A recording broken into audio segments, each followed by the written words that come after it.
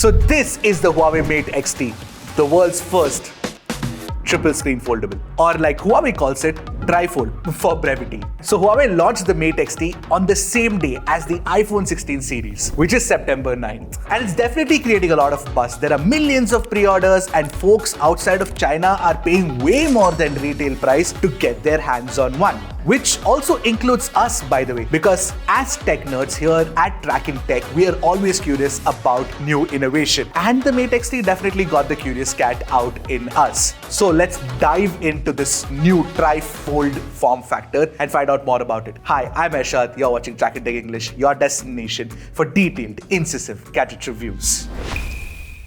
So the first thing that I noticed with the Mate XT is that it's barely thicker and heavier than the Samsung Galaxy Z Fold 6 and the OnePlus Open. And this despite the fact that this thing has two hinges. Yes, the innovation is that it's got a dual inverse hinge design, which actually creates this Z shape. And this hinge design allows the phone to be folded twice, and you also get 3 screens as a result. On the outside, you get the 6.4-inch display with a widescreen aspect ratio and a full HD resolution. And the first unfold reveals a 7.9-inch squarish aspect ratio display with 2K resolution. And finally, when you unfold it entirely, you get this massive 10.2-inch 3K resolution display with an aspect ratio of 16:11, and it's a proper widescreen tablet, perfect for watching movies. And once you open it entirely for the first time, it's unbelievably thin at 3.6 millimeters. It's the kind of hardware innovation that, of course, Apple, Samsung, and Google will be taking notes about until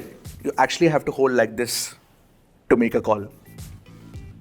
Yeah. Of course, you get to see such innovative tech here at Trakin Tech English with my opinions and views, and I'd love for you to give us your support, so go ahead, hit that subscribe button if you haven't already. Now with foldable phones, the one question on everyone's minds is the crease visible? Well, directly viewed head on, like this top-down camera that's looking at the display right now, you won't see it. But when you view at an angle, you can see the crease. Also, there's UTG glass on top of this display for protection, which is a nice thing for sure. Although, having said that, I'm reading a lot of reports about Mate XT buyers with broken displays. Thankfully, ours has held up really well in the 3 days that we've used it. The only thing that we are feeling right now is a little bit of a flex out here, but that's about it. Once it's unfolded, that doesn't really, you can't really feel it. But the problem is, if the display breaks, it's prohibitively expensive to get it replaced. It costs 95,000 rupees, which is almost the price of a new iPhone 16 Plus. I also had a few other concerns that I actually want to demonstrate on camera. Now, opening the phone like this is fairly easy, but the back display, which is attached here with a very strong magnet, it's very difficult to actually open it flat. So I have to sort of bend this and then get a little bit of an elevation and then open it. That's when it happens properly. Or I'll have to pull it down from top like this and then open it. And let me quickly show you the magnet. There you go. It's a very strong magnet. Very difficult to open like this. I have to open like this. Also, when you open it completely, right, it feels a little fragile because it's extremely slim. I think it's a little too slim for its own good. And the other thing is, all of the weight is actually concentrated on this part. So it feels a little, uneven. The ergonomics are a little uneven as well. And the weight distribution is a little off. And finally, when you fold it completely, this edge of the display is completely exposed, and if it falls down, it's obviously going to break because glass is glass and glass breaks. But thankfully, Huawei does have a case in the box that protects it, which is a good thing. But yeah, these are the fundamental problems that I noticed with the design of the phone. Of course, if you're wondering, there is no in-display fingerprint scanner. It's a side-mounted one, which is all right. And there is no IP rating on this phone because this is the first generation Tri-Fold phone, so that's expected. Now, when we talk about the quality of the display, it's excellent. The colors are fairly well calibrated, and in general, content just pops on this panel. Plus, you've got one screen turning into 3 screens for you to watch content on. Now, the display is tuned at 90 Hz, which is surprising. I would have expected 120 Hz, but at least it's got high refresh, unlike the iPhone 16, which is a good thing. And the PWM dimming has been tuned at 1440 Hz, and I'm mentioning this specifically because Huawei does that on most of its flagship phones, in fact, some of its mid-range phones as well. But I don't know when Apple, Google, and Samsung will follow suit. They really need to figure out this problem. Now, this is where all my praise for this phone actually kind of stops, because the internal specs are, well, they are pretty not flagship grade. So what you get inside is Huawei's homegrown Kirin 9010, which uses a 7nm fabrication technology, and we got an Antutu score of a little less than 1 million. For context, the Snapdragon 8s Gen 3 and the 7 Plus Gen 3, which are inside phones that cost under 40,000 rupees, actually give you a much higher Antutu score. And this is what we got in Geekbench and in our 3D Mark wireless test. Compared to other flagship processors, the Kirin 9010 is definitely not one. The other fundamental problem with the phone is that it doesn't support really fast storage, so you get only UFS 3.1. It also doesn't support the latest Wi-Fi standard, so you don't get Wi-Fi 7, you only get Wi-Fi 6. See, it's not like Huawei doesn't have the money to add a beefier SoC and price it the same, but it cannot do that.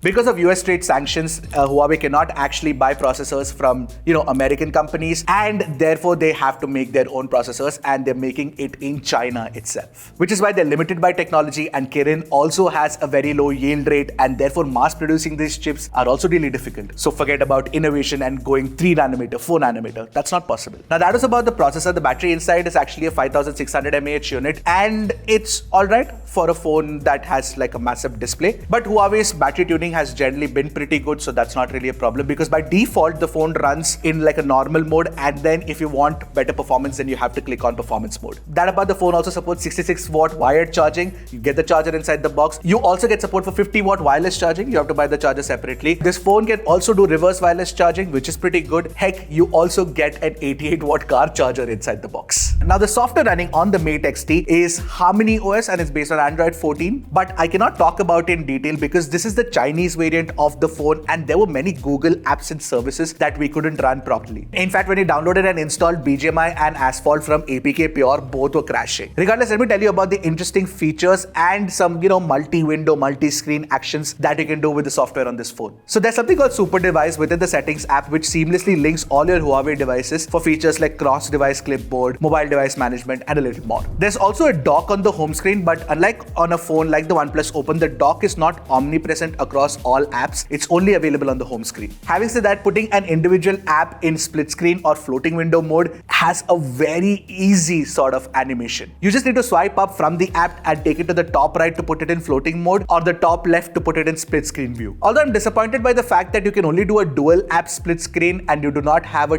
triple split screen, especially on a massive, display like this one. Now, one thing that we noticed while switching between the three different displays is that sometimes aspect ratios on certain apps and games would break. But of course, that is to be expected because this is a first-gen device and developers will have to keep coding it to ensure that aspect ratios can keep changing. Alright, now to talk about the cameras, on the rear you get a triple camera setup. It's a 50MP primary camera with variable aperture f1.4 to f4, and you also get a 12MP ultra wide, a 12MP 5.5x periscope, and an 8MP selfie camera. So the primary sensor is a 1 by 1.56 inch one, so it cannot capture too many details, but Huawei's processing is pretty decent. You get good target exposure and generally accurate, nice looking colors. Also, the HDR tuning is good. Skin tones and facial textures are very well done as well. In fact, the portrait mode shots with the 5.5x cameras look pretty solid. But what I particularly enjoyed is the variable aperture that switches between f1.4, f2, f2.4 and f4.0. And when you take photos with these different aperture settings, you can actually see the bokeh changing. And generally with f1.4, at your disposal, you don't need to use a fake portrait blur.